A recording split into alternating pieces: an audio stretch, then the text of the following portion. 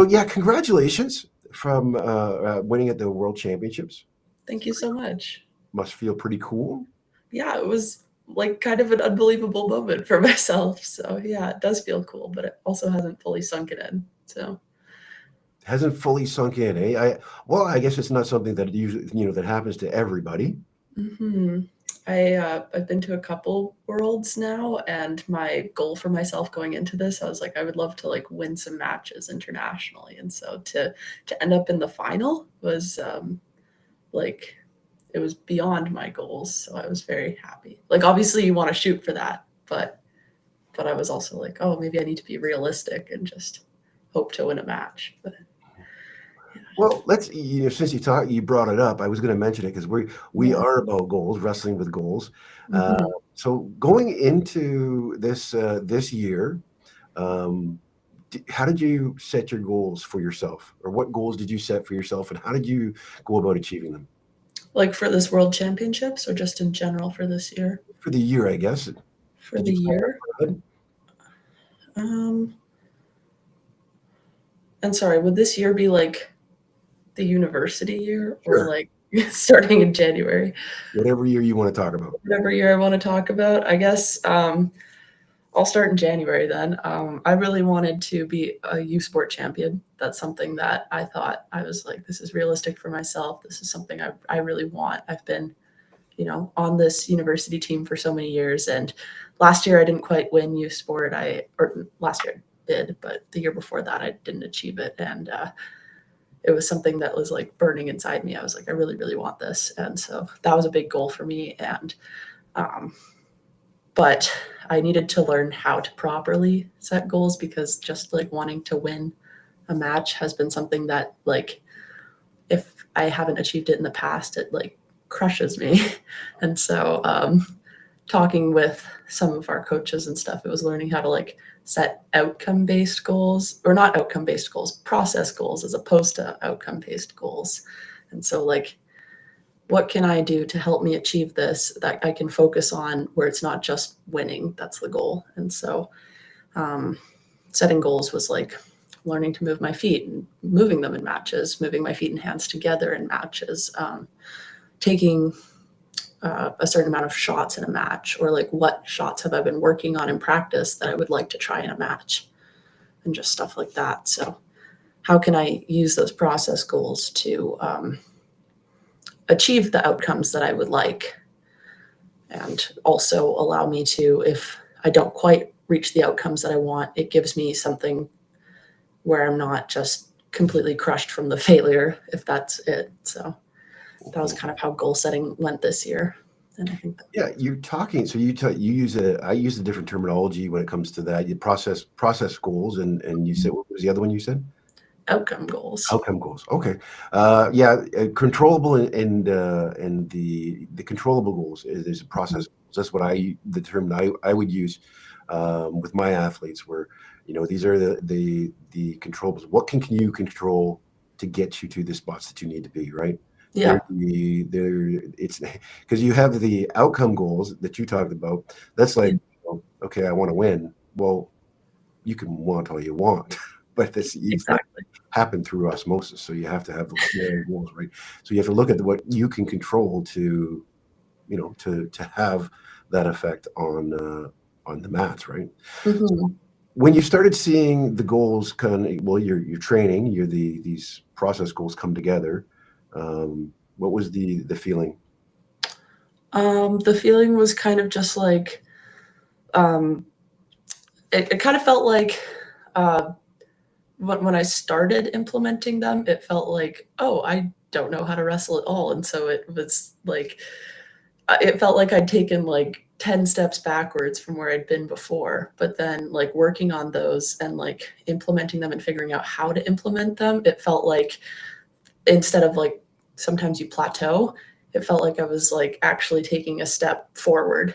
Even though it felt like I'd taken a step back initially to try and work on them, it felt like the step that I took forward after implementing those goals and working on those and implementing them in my wrestling, it felt like my wrestling had improved further than it had been before, which was really nice. Mhm. Yeah. And who was able did you have assistance in breaking down, I guess, the processes for you, or did you do that on your own, watching videos of your own match? I would say definitely more so assistance. I kind of struggle a bit with like figuring out what the important bits I need to take from my own wrestling are, but like my coach, Owen Dawkins, has done a lot of that. He's made kind of a gap analysis sheet this year where he like looks at areas that I can improve in, how I'm going to improve, and like the process to get there, kind of. And then also my coach, Mike Asselstein, has been helping a lot with that as well. And so they've kind of worked together to help me to realize where it is that I need to improve, and then in practice what I can be doing to improve and work on those goals. So, Mhm. yeah. As you talked about, implementing the process in the match, and you felt like you were going back. Was there any emotional, I guess, training, or how did you handle that emotionally? Like it must have been a little bit of stressful.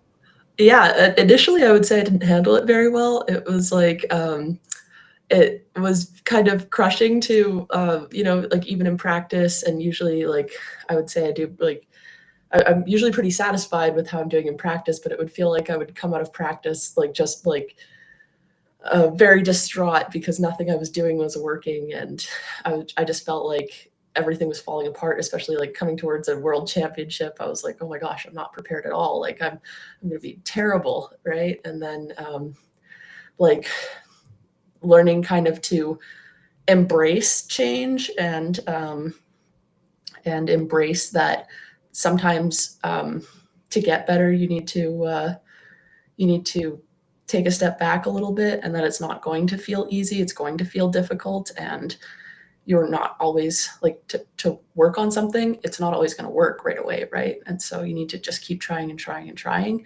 But initially it was like nothing felt like it was working, and yeah, I needed to figure out how to sorry, I'm kind of rambling. No, no, that's fine. Uh, yeah, I So, needed to figure out how to like trust the process that my coach had implemented. mhm. But emotionally, I was like, there was like 2 weeks where I swear I was crying every single practice because it just felt like things weren't working out. So Mhm. yeah, Did you have any support for that, or how did you deal with the emotions? the emotions. Definitely, my teammates were really helpful. Um, they listened to my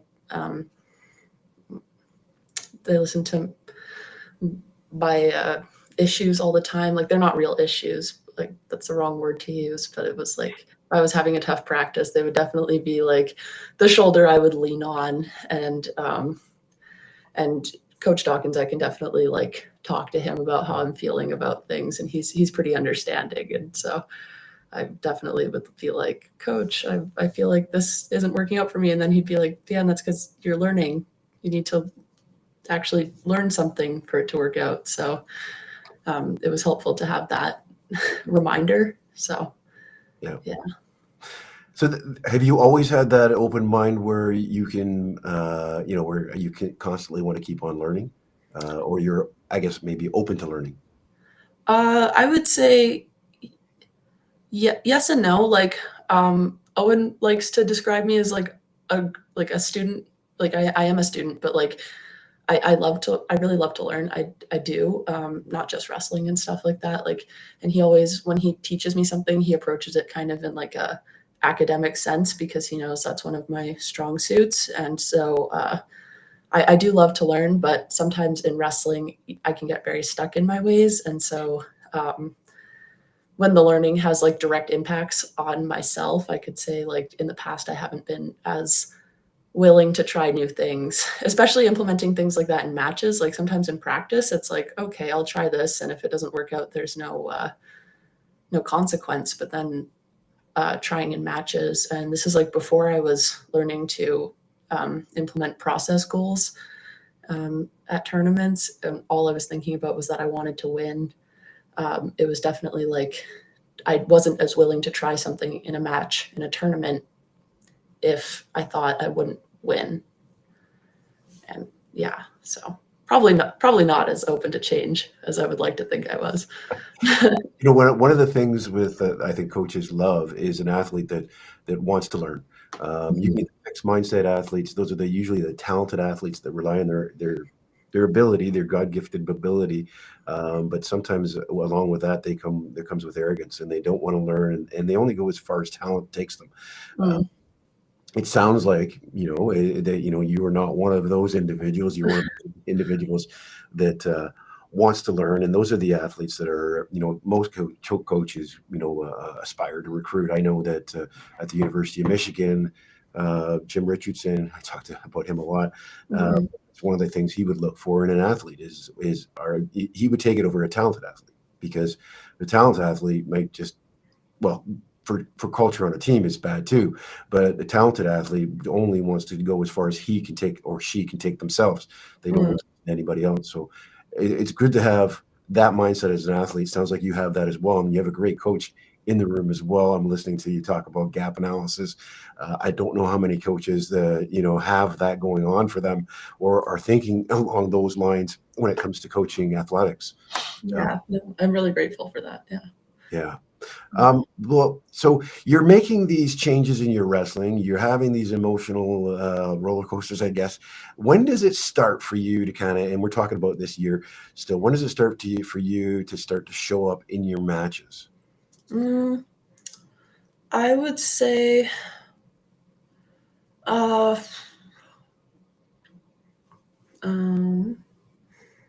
it's interesting because I didn't really, over the summer, didn't have any tournaments. And I think Owen has been helping so much over the last couple of years and stuff, but this gap analysis is kind of new to this summer. And so I would say it's almost been just this World Championships where it was able to put that coaching plan into play, because since the start of this academic cycle, so in September and even all summer, we were working primarily on hand fighting, because he was where our team has been lacking has been in how to set up shots and then how to take advantage of the opportunities you create for yourself. And so we've been doing hand fighting since May, I think, in our practices. And it was just sometimes we would spend 2 hours. It felt like hand fighting.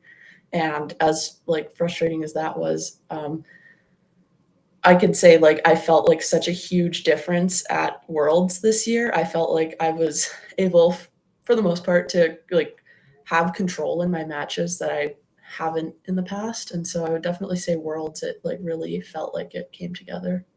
Hand fighting is a must.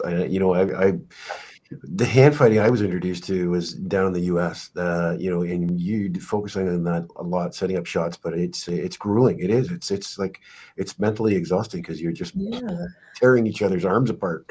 Well, that's exactly it. And the approach that Owen's had this year has been how can you tire out your opponent? How can you work to hand fight? And it's not always about that first half of the match. It's how by the end of the match can you be the one who's on top of it? How can you use your hands to completely exhaust them? Because it's exhausting having your head tossed around, trying to keep balance, trying to just all of these things. And so he's been really working on us having that stamina to maintain hand fighting for so long, and also how to use it.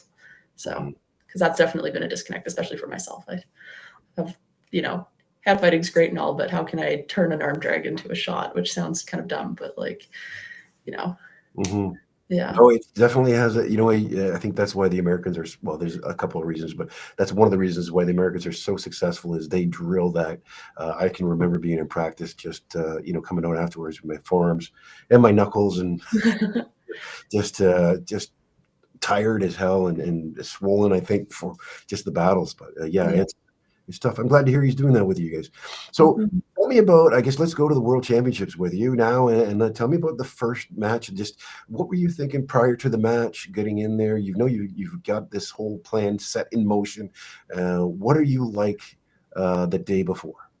The day before I was cutting weight. I was very dehydrated. I was trying to do anything but psych myself out for the match. So I was I was doing a lot of homework, honestly. That's how I was like, anything I can do. Like, I think I get very in my head sometimes during tournaments. And so what I wanted to do was not sit there and imagine the opponent for like build them up in my head if that's not the case. And so I was trying to do my best not to think about it and think about myself. So I was, doing homework, but also like I did a roll around, like what do I do well? And thinking about what I do well and thinking about moving my hands and feet together, like things like that. Like what cues can I try and remember during the match? And then, yeah. So. All right, we'll take us to the next day, the following day of competition. Just before you're stepping on the mat, what's going through your head? And Yeah, same thing. I wasn't trying to, like, I get very nervous in previous tournaments, and so I was just trying to focus on myself. And so, same thing. I was telling myself like I need to move my hands and feet. I'm I'm strong. I'm fast. Like these are the things I'm reminding myself in my head. And then, honestly, the Americans were playing a lot of music in the warm up room, and I was just like listening to music in my head. I wasn't like listening to anything. It was just whatever I could remember. And so I was kind of just trying to relax and have fun and think about myself and not think about my opponent. Because I saw I knew my opponent was like the AIN. So I was like, oh my gosh, it's Russia or Belarus. And I was trying not to be like, it's Russia or Belarus, right? I was just like, oh, they're just another person. I'm also a person. Like trying to just, we're both wrestlers. They're not like this mystic, incredible country. Like Canada's also pretty incredible. So yeah, just trying to relax. have those I guess those distractions? Do you have distractions that were there that were preventing you? And how did you guide yourself back into that mindset? Like at the tournament? Yeah. Yeah, it was just like anytime I would sit there and start thinking too hard about the fact that like, oh, my opponent also won a match and I won a match, it would just be like, that's okay. That's how every tournament works, or like, oh my gosh, my opponent is another AIN country. Oh, like that's okay. Like they're just people too. They're just wrestlers. Like they're probably dealing with the same thing I'm dealing with and stuff. And it was just trying to remind myself that like I deserve to be there. Like I work hard. Like what can I do to bring it back to myself instead of thinking about my opponent too much? So yeah. All right. So you step on the mat, shake hands, and how's it work out for you? The first match? Yeah. The first match, I was like shocked. I've never wrestled 72 internationally, and I was like shocked at how strong I felt. It was like kind of like right off the bat, I was just like, whoa, like I could kind of like guide her around and stuff. And that surprised me, I think.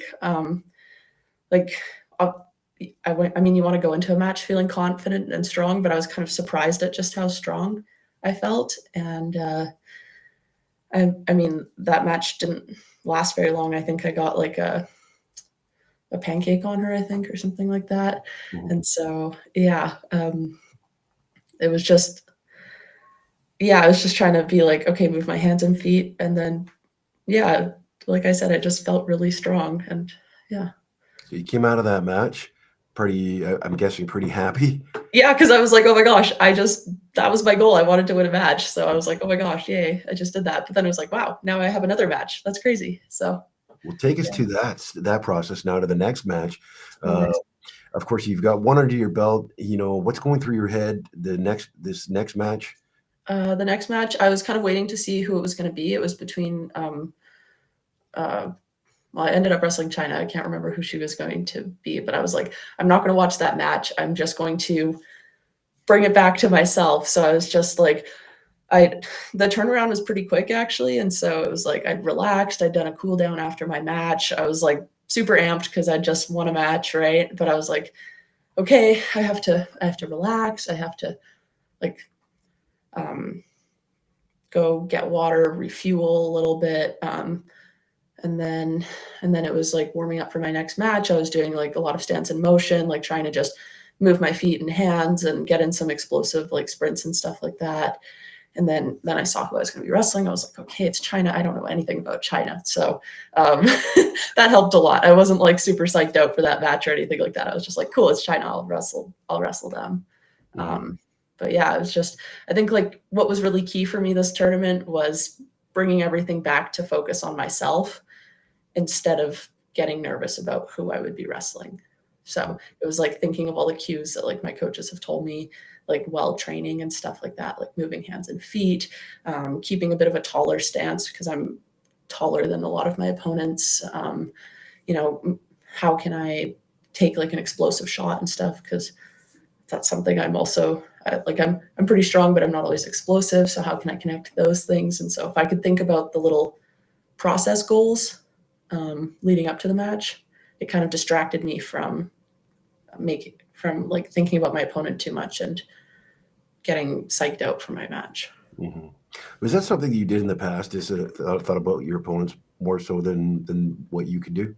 Oh yeah. I would definitely, like, even in Canada, if it was someone I'd wrestled before and if I'd beat them, like I would be sitting there like, oh my gosh, if I lose this, that's going to be so embarrassing. And then I think I told one of my teammates that, and he was like, that's the dumbest thing I've ever heard. Like, yeah, just go up there and wrestle. Like, if you don't give yourself a chance to like to wrestle, of course it's not going to go well. Like if I get so psyched out and I don't do anything, I'm not giving myself the chance to succeed. So yeah, I've definitely in the past been really super focused on who I'm wrestling as opposed to the fact that I'm just wrestling. So China, you take over China there? Yeah. She got injured. What's that? She got injured. Yeah. But you were leading the match, were you not? I was, yeah. I had like 4 points on her, and then she was just on the ground afterwards, and I thought she was just going to take her time to stand up, but I think she was actually injured, so that was kind of surprising, but good outcome for me, I guess. Did you have the same feeling that you were, you're stronger in that match? Yeah, I did. I felt like she was also like nervous to shoot. I felt like I was the one who was pressuring in on that, and then like there were a lot of times when I saw opportunities to like go for the leg and I hesitated and I didn't. Which, like, looking back on it, I would have liked to have taken those opportunities, but I did feel like I was stronger in that moment.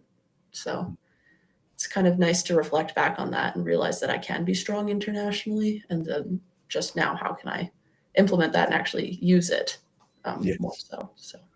Okay, well, take us to the next match then. The next match, that was my semifinal.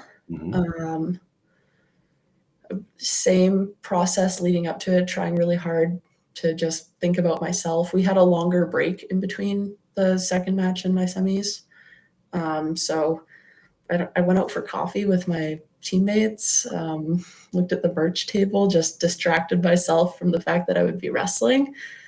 And then, yeah, the same preparation for it, like explosive. What can I do explosively? How can I like keep a higher stance, keep my hands and feet moving, just all those things, listening to music in my head, whatever it was the Americans were playing, it was repeating in my head. I was just in a good mood.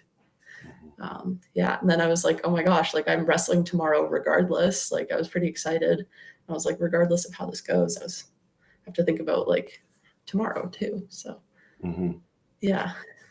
And sorry, that whole process, you're still thinking about the controllables. You're all, you're not getting distracted. You're in the, they used to talk about Michael Jordan, and I'm probably dating myself.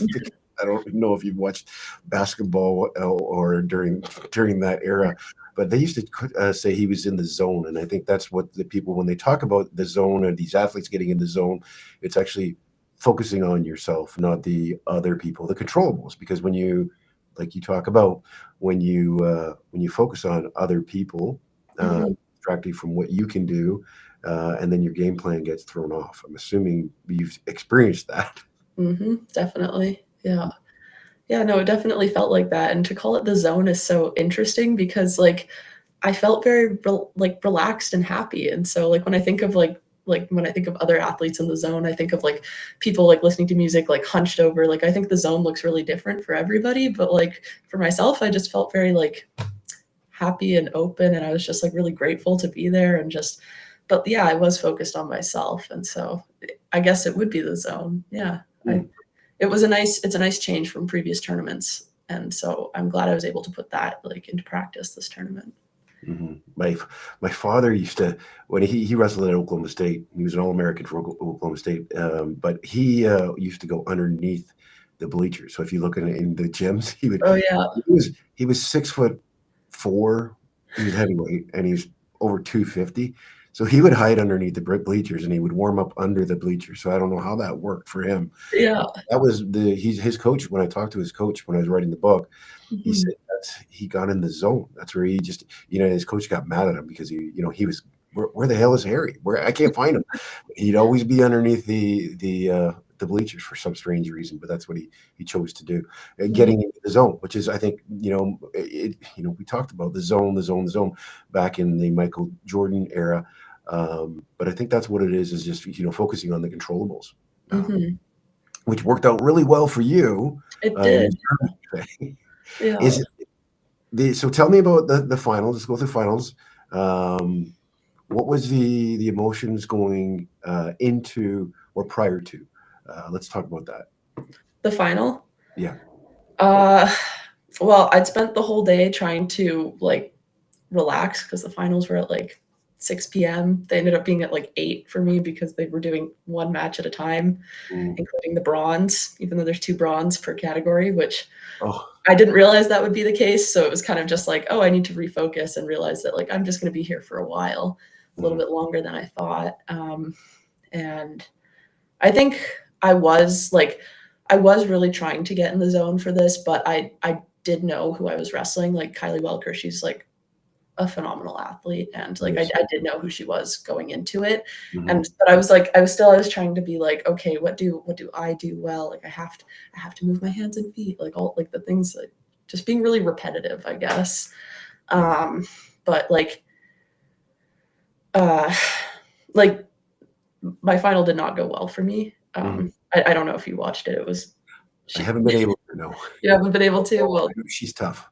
it was she's definitely a very dominant athlete in that match, and I I don't think it was that my process leading up to it was bad or different. I think I did a good job at like trying to refocus and trying to be happy. Like, yes, in the back of my mind, I did know who she was and stuff like that. But I think overall, my prep was still better than it's been for previous tournaments. Like, I was trying to bring it back to myself and trying to focus on myself.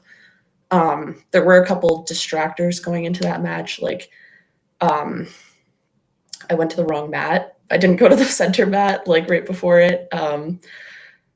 Which was kind of silly. I don't know why. I got kind of nervous, I guess, and I just went right to the first mat instead of going to the center mat because I thought, and then I was like, wait, I'm on the red side. She's supposed to be on the red side. Why is she on the blue side? But it's because she was on the red side for the mat beside us, and just all of these things that were kind of like, oh, I feel a little bit panicked, but Yep. like overall, I still feel like my prep was good.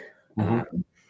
Yeah, like I was still focused on myself, but she was like a very dominant athlete in that match, and it I didn't even really get the chance to I implement mean, some of the things I've been working on. She came out really strong, mhm. and I yeah, didn't react very well. So Some of the things you're talking about, those are distractions. They can have, and you can see that, distractions at a high level, and it does to take a toll on some of the athletes. mhm. And refocusing, I think that is the best thing to do. You're just learning this refocusing thing. This is your first Yeah, turn refocusing, so I'm yeah, assuming it's gonna get better because I think you've bought into this whole culture of refocusing and refocusing now, yeah. and where it's very. I remember the story about Joe Montana. I don't know if you know who he is, but he was a football player for the San Francisco 49ers. He's in the Super Bowl, and of course, stressful time. They're losing. I think a minute left, and they're on the 10-yard line. I believe. I might be wrong. Somebody may send me hate mail because of this story, telling it wrong. But he throws a couple passes. They're marching down the field a little bit. The team's getting excited, and he realizes that that they're starting to panic, and he looks over and he just sees this actor. I don't know if you know the actor Tom. Sorry, what was his name? John Candy. Oh yeah, I do. Yeah. Sees John Candy at the Super Bowl, and he goes, "Hey guys, look, there's John Candy." Distract everybody, takes them out of that panic zone, take them out of that worry zone, and then boom, this end of the story, they win the Super Bowl. But Mhm. that at a high level, and even at the World Championships, the distraction can be just minuscule, and it can take people off their game. So I'm not trying to make excuses for you, but you know what, they can, just they can happen, and I'm sure. Mhm. Especially with the this process just brand new for you, we're gonna see some this implemented more and more into your performance, which I think will enhance it. Uh, Mhm. Coach like Owen, I mean, gosh, you should go far. That's the goal. Yep.